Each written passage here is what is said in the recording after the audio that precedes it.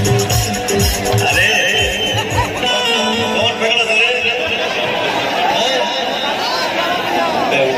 पागल कहेंगे, कौन पकड़ा था साला?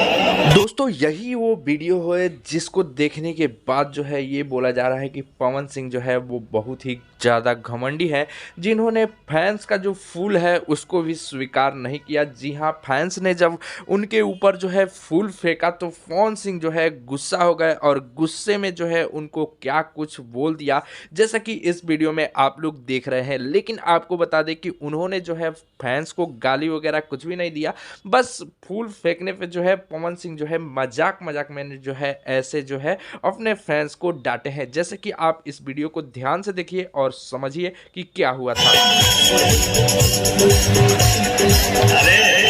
कौन पकड़ा था रे?